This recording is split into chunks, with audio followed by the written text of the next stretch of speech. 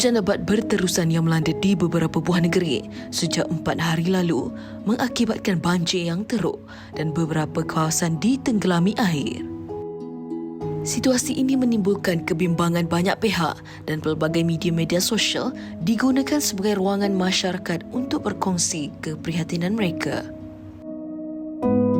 Bukan hanya menyelamatkan nyawa dan harta benda, malah haiwan-haiwan peliharaan yang terperangkap dalam banjir ini juga turut membuatkan warganet cakna akan nasib haiwan kesayangan ramai. Suasana yang berbeza, keadaan yang tidak terduga, di dalam keadaan yang panik dan harus bergegas meninggalkan kediaman dengan serta-merta, ada segelintir masyarakat yang sanggup meredah banjir semata-mata untuk menyelamatkan haiwan ini.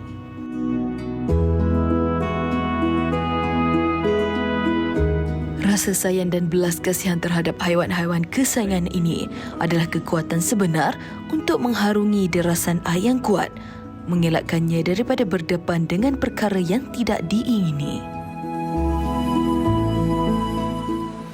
Itulah dia rentetan daripada sukarelawan-sukarelawan kita yang bukan saja bertaruh nyawa ya untuk menyelamatkan nyawa orang lain, tapi juga haiwan-haiwan kesayangan, haiwan peliharaan dan juga haiwan ternakan pun ada sekali. Apapun, Assalamualaikum, selamat pagi ucapkan buat semua penonton Malaysia hari ini bersama kami 9.30 pagi hingga 10.30 pagi nanti. Dan itu dia antara saya rasa sebahagian daripada satu perasaan kasih sayang yang tidak terhingga. Kita lihat sebenarnya banyak hikmah apa yang berlaku ketika banjir ini. Tepat sekali. Dalam kita kemelut macam-macam kita lalui dengan COVID-19 dan sebagainya, tetapi inilah dia kekuatan rakyat Malaysia yang kita ada bersama-sama berganding bahu memberi sokongan moral sesama sendiri dalam menghadapi bencana alam ini. Tidak kira sesama manusia mahu pun menyelamatkan haiwan-haiwan yang turut menjadi bangsa banjir. Tepat sekali. Itulah dia semangat kita, jaga kita yang ditunjukkan oleh rakyat Malaysia. Dan bukan saja kita akan bersama-sama dengan dua hero lah untuk saya, dua hero yang berjaya menyelamatkan kucing-kucing mereka, insya-Allah. Kita juga membawakan yang mutakhir pagi ni. Saya terbangun pukul 2.30 pagi. Saya tinggal di Shah Alam dan hujan guruh lebat, saya sampai tak boleh tidur sampai pukul 5 pagi untuk melihat apa yang mutakhir, adakah air akan naik sekali lagi. Dan kita ada laporan yang mengatakan di Bukit Jelutong air pun sudah naik, tapi kita tumpukan perhatian kepada Pahang dahulu ya, di Mentakap dan juga Temerloh. Air telah pun naik sampai ke Paras Bumbum dan tidak menunjukkan apa-apa sains untuk menurun ya. Jadi apa yang kita dapat saksikan, bencana banjir yang berlaku di Pahang semakin buruk apabila bilangan mangsa bukan saja terus meningkat kepada lebih 40,000 orang semalam, malah bandar Bentakap dan Temerloh telah pun ditenggelami air. Dan bencana kali ini bagikan mengulangi semula tragedi banjir besar yang pernah berlaku pada tahun 1971 apabila bandar Bentakap telah dilimpahi air seperti lautan dan lumpuh sepenuhnya sehingga rumah-rumah penduduk langsung tidak kelihatan lagi. Jadi itulah dia babak-babak di Mentakap dan juga Temerloh kalau tak salah saya ya. Dan kalau kita lihat dulu masa 2014 sebenarnya mereka telah mengalami bencana banjir ini, tetapi masa tu hanya beberapa tempat saja yang menerima impaknya yang terjejas. Tapi kali ini benar-benar mendapat impak yang sangat besar dan sangat memeranjatkan. Bukan itu saja, kalau kita tahu di Pantai Timur sudah biasa, tetapi di Shah Alam, di Selangor khususnya. Tadi kata Nas kata tol di Bukit Jelutong Shah Alam, kan ramai yang memberikan laporan awal pagi tadi bila melaluinya nak masuk Shah Alam di tol tempat itu dah naik air, dinaiki air. Kalau nak keluar daripada Shah Alam tu, itulah dia yang dapat kita saksikan sekarang ini, hanya sebahagian sikit saja CP je yang dapat boleh lalu kat situ kan. Sebelah kiri tu. Lepas tu di bahagian kawasan TTDI Jaya dan juga Stadium Shah Alam 13, Seksyen 13 turut dinaiki air sekali lagi. Nas kata Nas terbangun jam 3 pagi. Pukul 2.30 pagi. Saya terjaga disebabkan grup WhatsApp. Satu lebih pagi tadi. Bila saya buka, ramai yang kata hujan lebat. Means that orang-orang di sini dah macam trauma. Dia macam trauma, betul. Kita rasa perasaan alamak hujan. Jadi di grup WhatsApp semua dah update kata alamak hujan lebat. Jadi bagi kawan-kawan yang berada di kawasan impak banjir tu kita tanya, you okay tak, apa semua dan sebagainya, sebab kita dah pesan. Kalau misalnya jadi lagi, pack barang kan, Ya, pack kecemasan dan keluar cepat. Semuanya berwaspada, semua dah bersedia. Saya terbangun pagi ni, pertama sekali saya cek anak-anak saya. Anak-anak saya semua okey. Lepas tu kita tengok keadaan kat luar sana, berapa lebat dan sebagainya.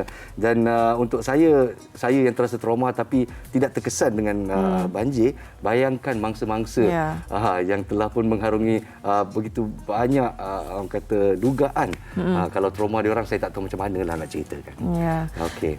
Di TTDI Jaya tadi saya dah sebutkan TTDI Jaya kawasannya dan juga Seksyen 13 juga turut ini antara gambar yang dapat kami paparkan memperlihatkan kawasan terbabit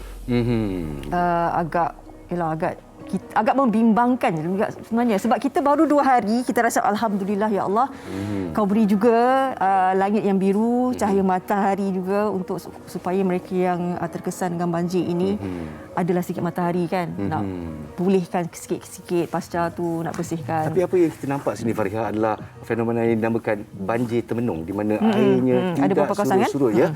Jadi kita juga mendapat laporan, kita juga cover semalam ya, di mana Taman Seri Muda akan dipam airnya keluar dan laporan menyatakan bahawa 80% daripada air yang bertakung di Taman Seri Muda Seksyen 25 telah berjaya disedut keluar. Tapi dengan hujan pagi ni, saya pun tak tahu macam mana keadaannya. Kita nanti yang mutakhir dari Buletin Utama TV3. Betul. Baik, kita nak bawakan sikit. Ini pengisian yang kami bawakan. Berkenaan tadi Anas ada cakap kan, antara individu atau figura yang berjuang sebenarnya. Mereka berjuang menyelamatkan nyawa mereka, tetapi pada masa yang sama berjuang juga untuk menyelamatkan haiwan kesayangan mereka. Kucing yang dibela di rumah. Yalah, macam tadi kata, kalau kita kelang kabut kan tak tahu nak selamatkan diri dulu. Tapi kadang-kadang tertinggal pula anak-anak kita yang lain.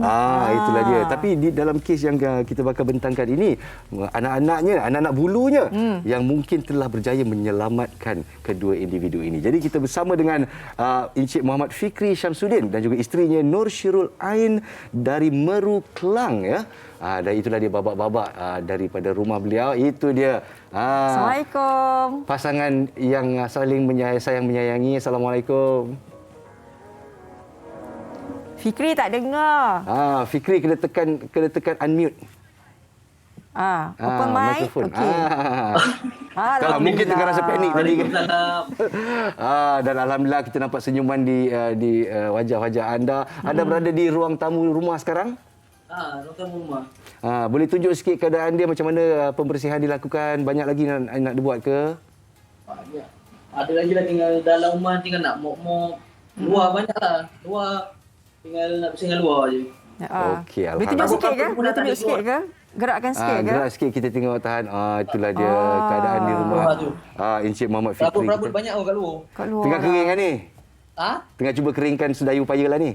Nak kering apa, hujan lagi. Allahu Akbar. Betul. Jadi di sana naik lagi air ke?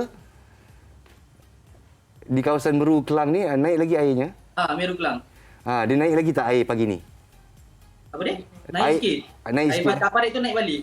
Oh ya ke? Allahu Akbar. Jadi kita doakan yang terbaik. Bila berada dalam keadaan macam begini kan, Fikri dan juga Nur Syirul Ain. Mungkin boleh ceritakan dulu kronologi yang hari pertama berlakunya banjir di kawasan kalian. Ketika itu kami difahamkan kalian mempunyai 5 orang anak yang 5 ekor kucing sebenarnya kan. Yang dah dianggap anak lah. Kalau kita ni memang kucing ni kalau apa-apa dah rapat memang kita anggap anak lah. Betul, memang jadi anak berbulu kita. Macam opak. Jadi boleh ceritakan kronologi sejak Jumaat malam, apa yang terjadi? Saya sedar pukul 1 kot. Saya sedar tengok air dah sampai pukul lalu. Tengok anak-anak semua dah, kucing-kucing semua dah bising-bising dah. Dah bising-bising cakap, apa hal? Saya keluar-keluar je. Dosi dah banyak manjat dah. Dah bising-bising kan. Jadi mereka lah yang menyedarkan anda tentang fenomena banjir ni? Apa dia? Mereka lah yang telah kejutkan anda Diorang bising-bising terkejut dengar kenapa dia bising-bising. Itulah dia. Maknanya mereka ni memang tidak ditempatkan dalam sangkar. Maknanya dibiarkan berkeliaran di rumah. Okey, dia memang duduk dalam rumah. Ketika dia memang kucing dalam rumah. Bila air dah naik tu, bagaimana kalian menempatkan mereka ni?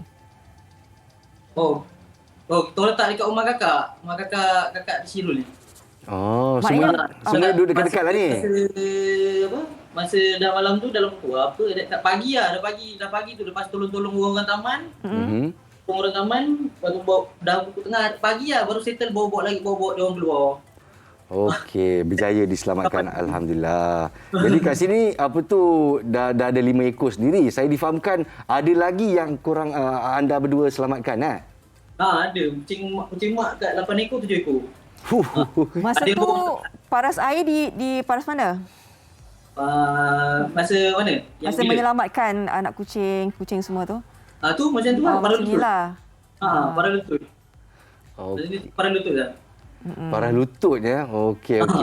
Jadi setakat ni pencucian rumah telah pun selesai atau masih dalam proses atau masih sedang lagi dalam- menunggu?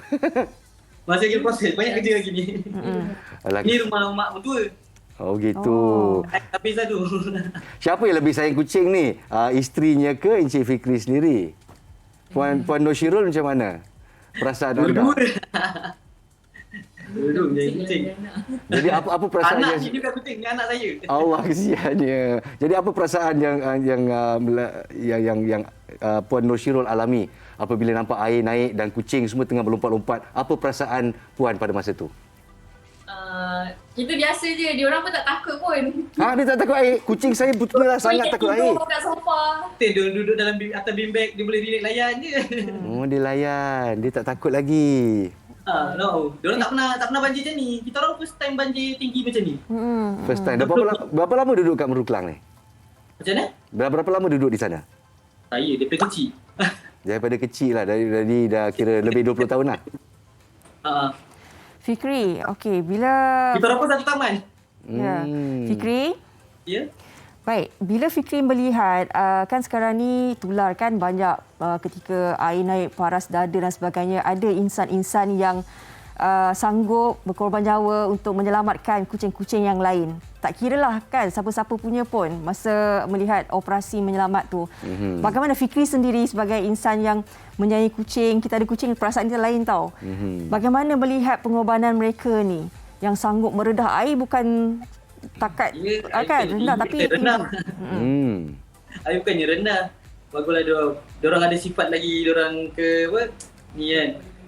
Dia orang daripada binatang kan.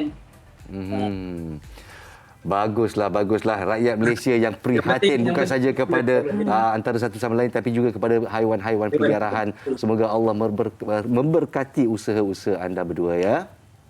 Amin. Fikri, kami doakan yang terbaik buat kalian insya-Allah. Moga-moga air tak naiklah kan.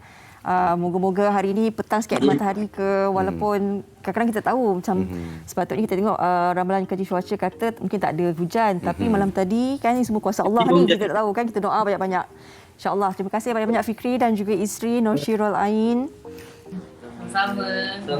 Okey, teruskan usaha anda. Peace daripada Opa dan Oma di MHI. Betul, hari ini saya pakai merah sebab melambangkan orang kata semangat saya untuk terus berjuang di atas udara ni. Begitu. Opa Nas pada pagi ini. Selepas ini kita akan bawakan pengisian berkenaan dengan tragedi kemalangan jalan raya yang mungkin sekarang ini meningkat. Kan kita tahu PKP kita 2 tahun kita berjuang juga duduk rumah dan sebagainya. Bila dah ada perkara begini, pastinya kita nak tengok juga bagaimana trendnya. Tepat sekali. Kita bakal bersama-sama dengan pengarah Pusat Penyelidikan Perubahan Tingkah Laku Pengguna Jalan Raya. Salah siapa sebenarnya? Semuanya selepas ini di MHI.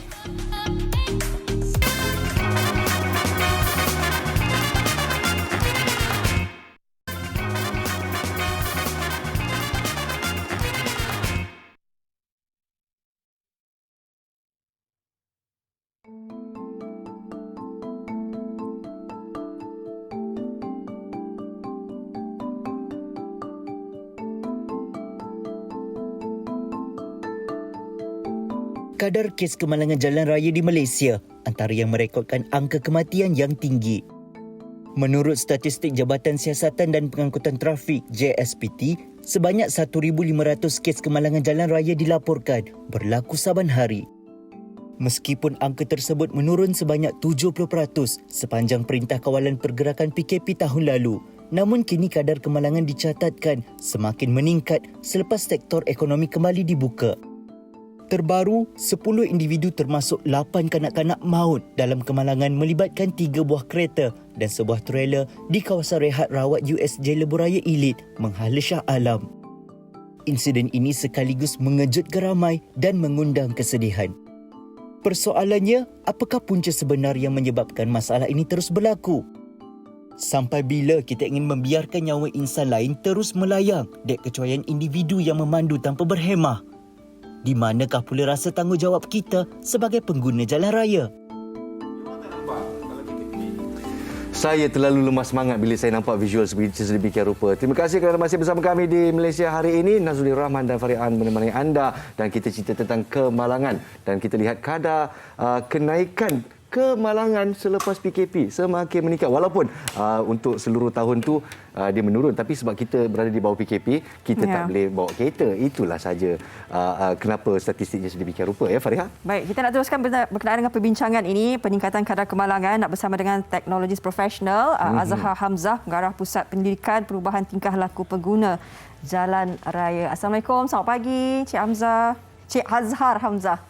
Assalamualaikum warahmatullahi taala wabarakatuh. Terima kasih kerana menjemput kami untuk hadirlah dalam sesi di Malaysia hari ini. Sangat penting sebab kita lihat visual yang sebentar tadi Fariha dah melompat-lompat dekat sini. Saya pun dah begitu. Jadi kalau kita lihat penyelidikan perubahan tingkah laku pengguna jalan raya ni, satu kajian baru saja dijalankan. Bolehkah Tuan Azhar kongsikan sikit apakah kesimpulan yang dibawakan oleh laporan tersebut? Maksudnya sebelum PKP dan selepas. Sebelum dan selepas, ya saya. Ya. Maksudnya ialah sebelum kita anggap itu sebagai satu situasi biasa, yang mana kesibukan, jalan yang terlampau sibuk, traffic jam dan sebagainya.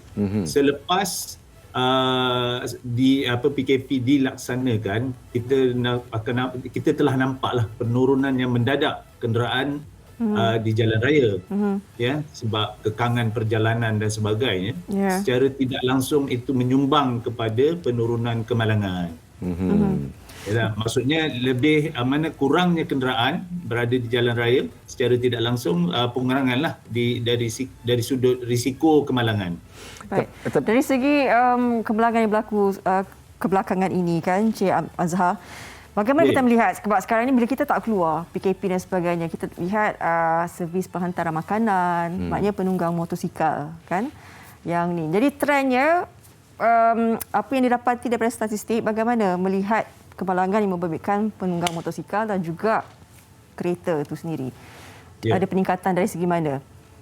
Yalah, maksudnya kalau kita lihat sewaktu PKP dilaksanakan, walaupun sekarang ni pun kita masih PKP, cuma banyak pelonggaran lah. Ya, SOP-nya kan.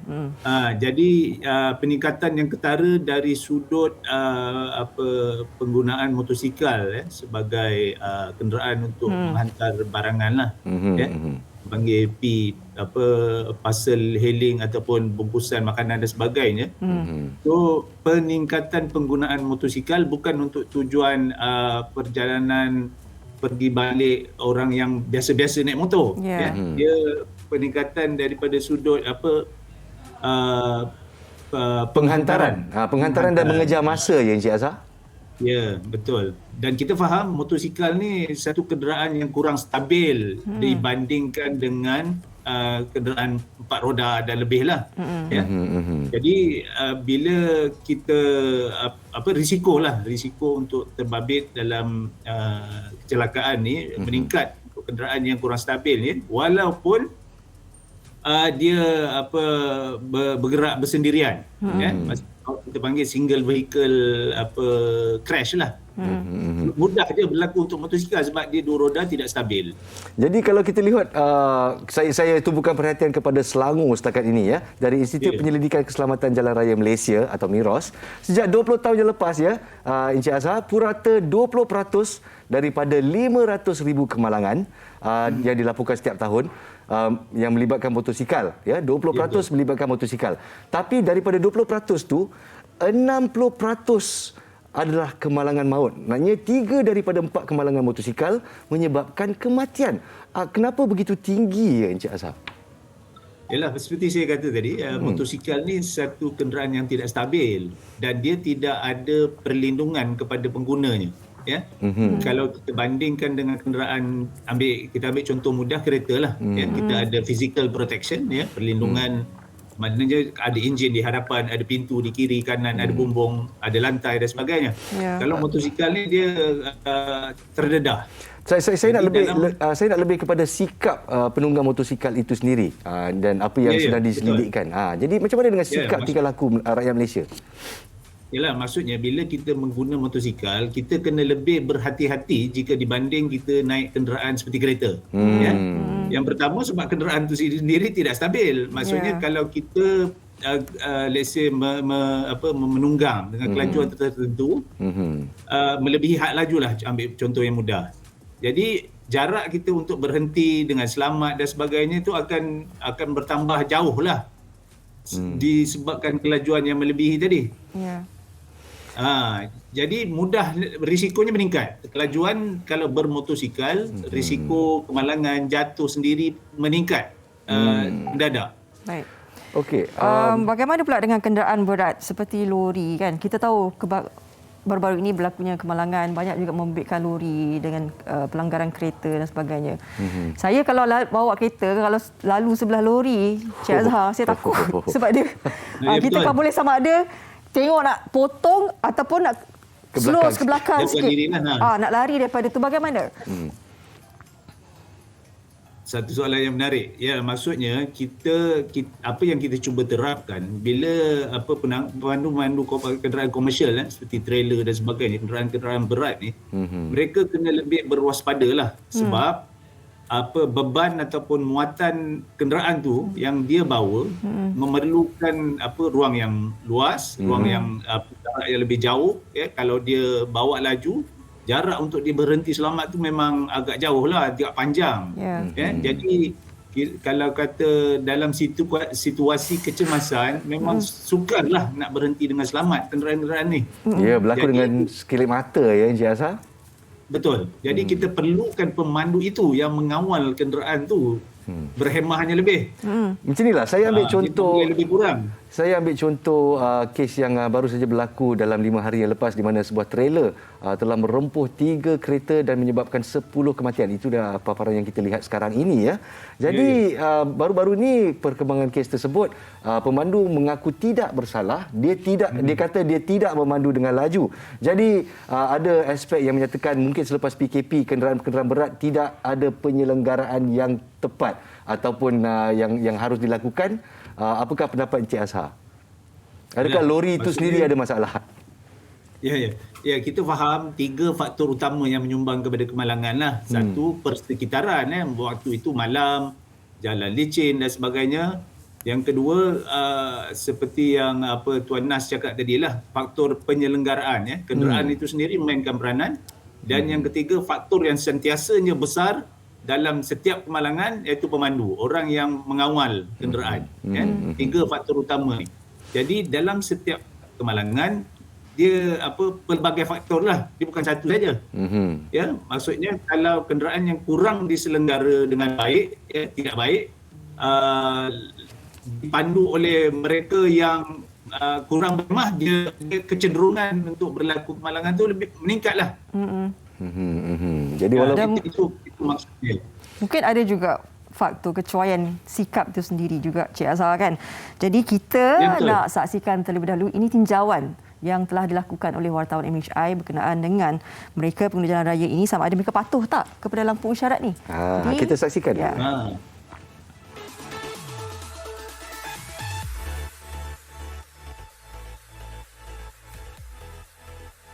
Sengaja melanggar lampu isyarat adalah salah satu faktor utama kemalangan berlaku sehingga mengundang bahaya kepada orang lain.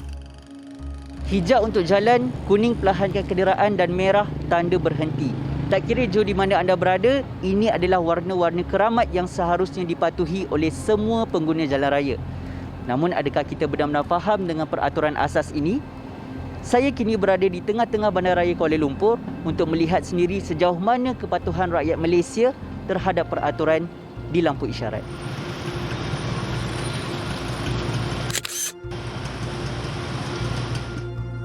Sepanjang pemerhatian saya selama hampir 1 jam di Jalan Dang Wangi ini, kebanyakan penunggang motosikal tidak teragak-agak untuk melanggar lampu isyarat merah.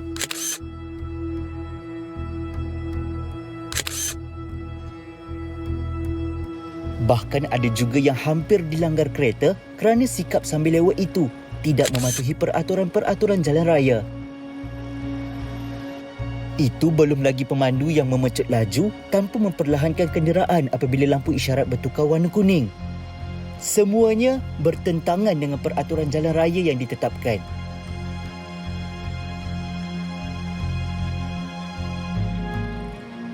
Bukan hanya kenderaan beroda, ramai juga individu yang turut melanggar lampu isyarat pejalan kaki dan melintas ketika lampu merah. Mungkin mengejar masa atau sikap malas mahu menunggu lama untuk melintas. Rata-rata orang ramai berpendapat bahawa perkara seperti ini tidak sepatutnya berlaku kerana mampu mengundang bahaya dan mencederakan orang lain. Boleh buat aksiden lah.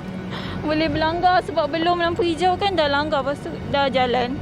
Kereta lain masuk pula. Bahayalah. Berhenti dululah, tengok betul-betul. Boleh baru lintas, boleh lintas. Ikut lampu lah.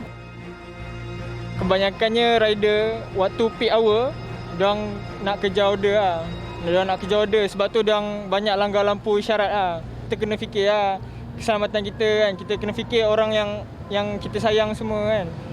Supaya tak bahayakan orang lain dan patuhlah lampu isyarat. Pada hemat saya, sekarang ni kita melihat bahawasanya kebanyakannya rakyat Malaysia masih lagi kekurangan awareness, kekurangan daripada segi pematuhan lampu isyarat. Kadang-kadang lampu merah pun diorang bantai, mungkin sebab emergency tu, wallahualam kita tak tahu. Tapi perkara-perkara macam ni selalu akan mengakibatkan banyak aksiden. Selain daripada aksiden tu, ini baru kita cakap lampu merah, lampu kuning, tak cakap signal lagi. Situasi yang sama turut dirakamkan ketika kami membuat tinjauan di Simpang 4 berdekatan bandar utama Petaling Jaya. Daripada keseluruhan tinjauan, didapati kepatuhan pengguna jalan raya terhadap lampu isyarat masih berada pada tahap yang kurang memuaskan. Semoga usaha pelbagai pihak terus dipertingkatkan bagi memberi kesedaran dan mempraktikkan soal keselamatan di jalan raya.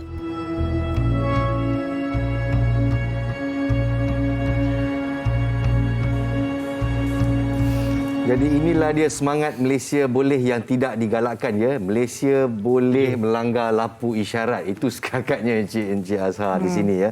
Jadi kalau kita tanya tentang penguasaan di sini, of course untuk sebagai pengarah Pusat Penyelidikan Perubahan tingkah laku pengguna jalan raya ni. Jadi apa yang boleh kita lakukan? Adakah penguasaan cukup untuk mengubah minda rakyat atau pemandu Malaysia?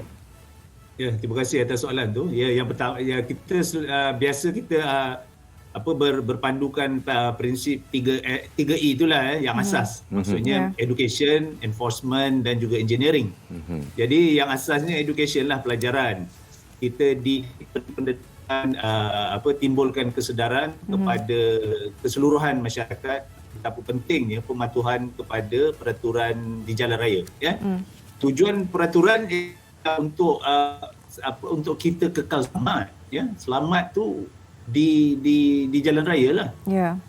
Semua bertanggungjawab untuk memastikan tu. Maksudnya kalau setiap rakyat Malaysia ni berhemah, insya-Allah faktor statistik kemalangan yang tinggi itu boleh menurun ya. Bukan sesuatu yang mustahil dan telah dibuktikan berlaku di negara-negara terutamanya di Eropah lah ya. Jadi di peringkat pengguna jalan raya yang antara tindakan yang telah dilaku telah dilaksana sekian lama ialah cuba mendidik anak-anak yang berada di peringkat sekolah seawal-awalnya di prasekolah. Untuk itu mungkin antara pendedahan awal yang apa? diberikan kepada generasi muda, dan juga mungkin kita harapkan ada pelan yang dirancang untuk menurunkan kadar kemalangan untuk 10 tahun akan datang dan sebagainya. Cik Azhar, terima kasih banyak-banyak di atas perkongsian pada hari ini. Dan teruskan usaha anda untuk orang kata membangunkan minda-minda anak muda Malaysia supaya kita tak terus orang kata tertimpa kemalangan demi kemalangan. Terima kasih Encik Azhar sekali lagi ya. Assalamualaikum. Terima kasih atas doa. Selepas ini kita akan berehat seketika. Sekembali nanti kita akan bicara lebih lanjut berkenaan dengan bantuan dan perkembangan bagaimana sebelum ini tim MHR pergi ke kawasan bencana banjir memberikan bantuan dan juga melihat sendiri operasi menyelamatkan mangsa banjir. Semua selepas ini.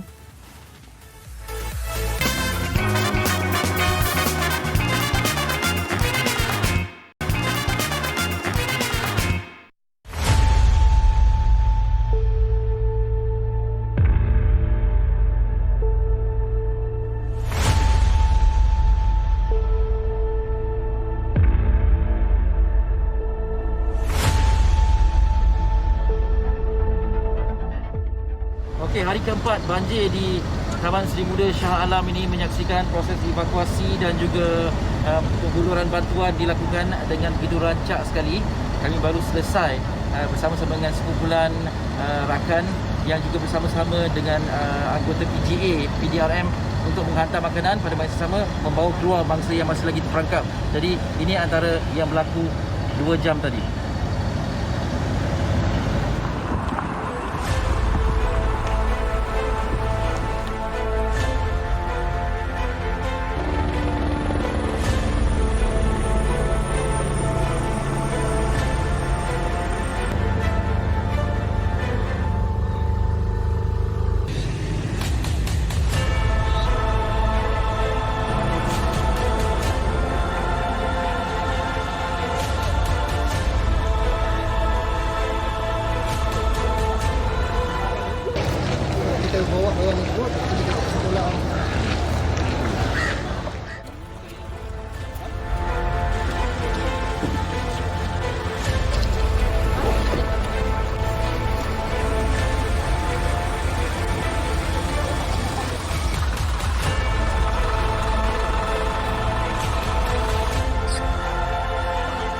Kami sekarang menghantar ration untuk penduduk apartmen Damai. Seramai lebih kurang ada 100 penduduk yang masih lagi berada di dalam apartmen tu. Jadi dengan harapannya bekalan ni cukup untuk memberi mereka bekalan selama satu hari untuk 2 kali masakan satu orang. Kita tak ada cara lain nak masuk. Keadaan sekarang paras pinggang air dan semoga bantuan sampai di situ. Yang untuk masak JND. Ya, siri. Siri 1. Siri. Kamu ni asyik. Kontrol.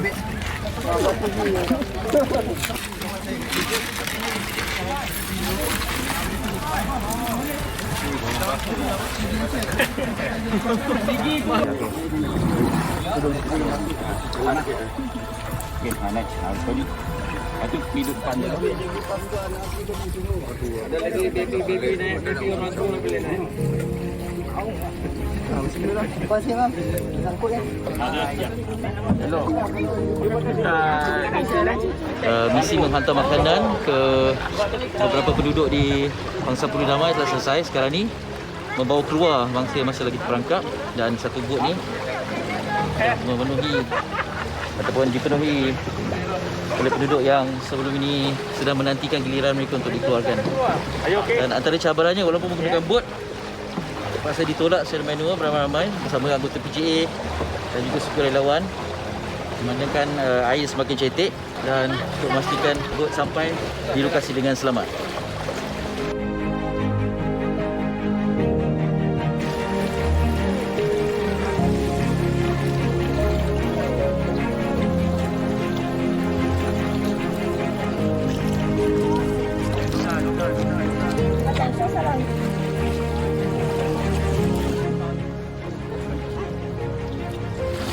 Selesai, tapi diteruskan juga oleh pihak PGA dan semua agensi yang terbabit lah. Kita ucap terima kasih kepada mereka kerana menggerakkan keanggotaan tanpa henti sebenarnya melalui pelbagai cabaran. Harapnya mereka dapat rehat dan dapat makan dan menjaga kesihatan supaya dapat meneruskan tugas menyelamatkan bangsa di sini.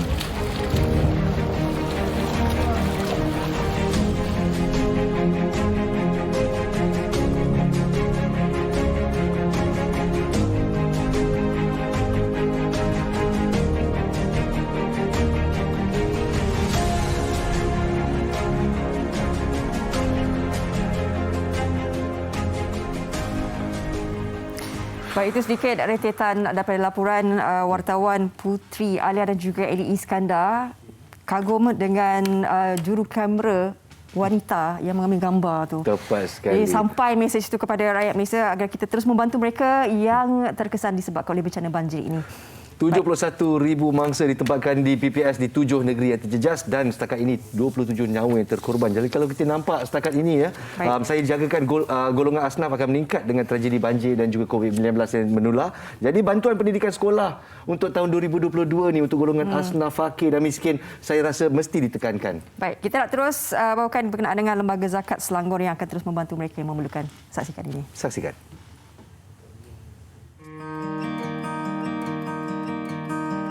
Zakat bermaksud mengeluarkan sebahagian harta tertentu untuk diberikan kepada golongan asnaf yang berhak menerimanya setelah memenuhi syarat yang ditetapkan. 13 Disember lalu, Lembaga Zakat Selangor telah mengadakan simbolik penyerahan bantuan persiapan persekolahan sesi 2022 yang dihadiri seramai 150 orang asnaf yang disempurnakan oleh Mufti Selangor, Datuk Dr. Anhar Opir. Antara aktiviti yang dianjurkan ialah kempen My 2.5, sebuah inisiatif Lembaga Zakat Selangor dalam menggalakkan masyarakat untuk menunaikan rukun Islam keempat itu.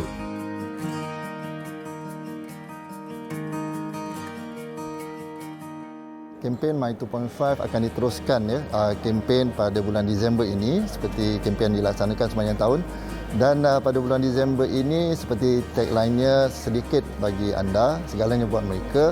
Ini adalah untuk meningkatkan dakwah dan jika kita lihat daripada segi kutipan, antara objektifnya adalah untuk berkongsi dengan pihak-pihak pengeluar zakat atau bakal pengeluar zakat bahawa kewajipan mereka untuk menunaikan tanggungjawab zakat hanyalah 2.5%, iaitu hanya sedikit bagi mereka, tetapi manfaatnya kepada asnaf sangat banyak kepada 8 golongan asnaf, antaranya kategori fakir, miskin, mualaf dan sebagainya.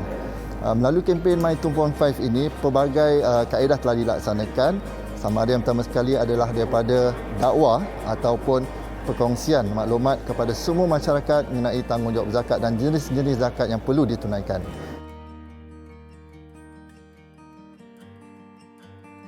Di dalam program ini juga sepanjang bulan Disember, pelbagai inisiatif telah dilaksanakan untuk pengeluar zakat, antaranya yang pertama sekali adalah kempen Jom Tunai dan Kongsi.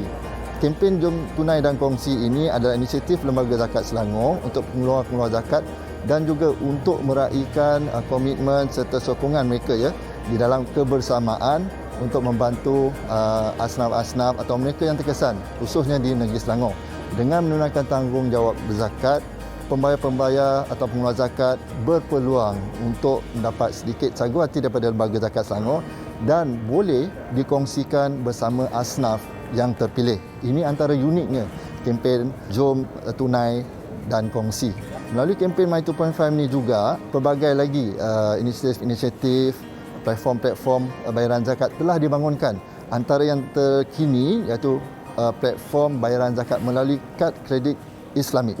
Dan selain daripada platform-platform bayaran zakat lain yang telah disediakan oleh Lembaga Zakat Selangor adalah seperti bayaran melalui FPX atau bayaran online, bayaran melalui e-wallet dan juga bayaran-bayaran seperti melalui cawangan-cawangan yang tidak menggunakan tunai buat masa ini. Melalui My 2.5 boleh mendapatkan maklumat yang lanjut dengan hanya melawat laman sesawang Lembaga Zakat Selangor iaitu my2.5.zakatselangor.com.my.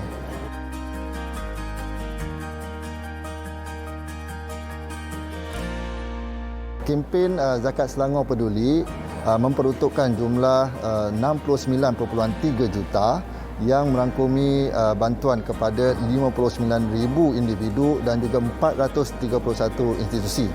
Kempen ini juga mengandungi 19 inisiatif yang akan dilaksanakan bagi bantuan kepada asnaf-asnaf dan juga golongan rentan dan juga merangkumi 4 agenda utama, iaitu agenda pertama adalah untuk menyantuni asnaf fakir dan miskin, yang kedua adalah untuk mengurang beban golongan rentan dan juga ketiga adalah untuk menyantuni institusi-institusi agama, dan keempat adalah menyantuni golongan frontliners.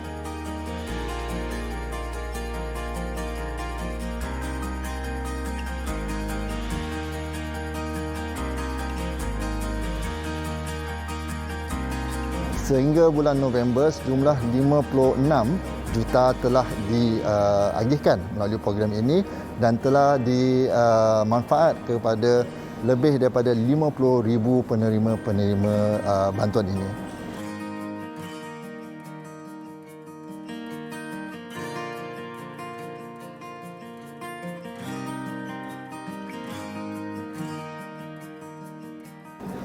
Kami daripada pihak Lembaga Zakat Selangor ingin menyeru kepada semua pengeluar-pengeluar zakat untuk menunaikan tanggungjawab berzakat ini dengan segera. Jangan tunggu pada saat-saat akhir sebab kita mungkin kesibukan ataupun tidak sempat untuk menunaikan tanggungjawab zakat ini pada saat-saat akhir, dan mungkin kita pun tidak pasti talian tu sama ada elok atau tidak pada saat-saat akhir ini. Pihak Lembaga Zakat Selangor juga ingin menjemput semua pengeluar-pengeluar zakat ataupun bakal pengeluar zakat untuk menyertai kempen Jom Tunai Zakat, Menang dan Kongsi. Dan juga Lembaga Zakat Selangor ingin mengucapkan setinggi-tinggi penghargaan kepada semua pengeluar-pengeluar zakat di atas komitmen dan sokongan selama ini di dalam kebersamaan menyantuni asnaf-asnaf atau mereka yang terkesan di negeri Selangor khususnya.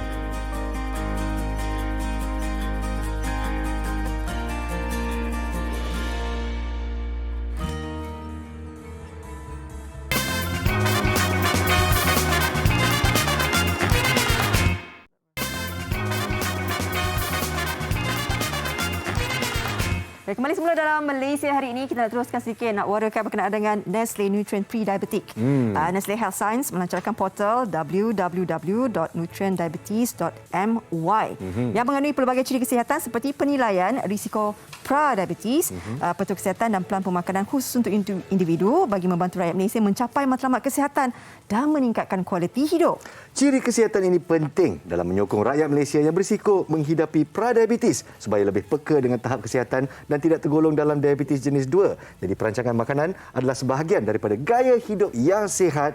Jadi bagi individu yang berisiko menghadapi pra-diabetes, kalori dan diet rendah glisemik yang mengawal paras gula dalam darah sangatlah penting. Jadi layari laman www.nutrientdiabetes.my dan ia boleh jadikan rujukan untuk merancang plan pemakanan mingguan berkhasiat yang memenuhi keperluan setiap individu. Layari www.nutrientdiabetes.my hari ini untuk dapatkan maklumat lanjut berkenaan dengan kesihatan anda. Jaga makan itu penting Ya, dan cakap pasal pra-diabetes ni, saya melihat Faria On pagi ni dengan merah jambunya, saya pun rasa macam nak kena diabetes. Begitu sweet, begitu manis begitu.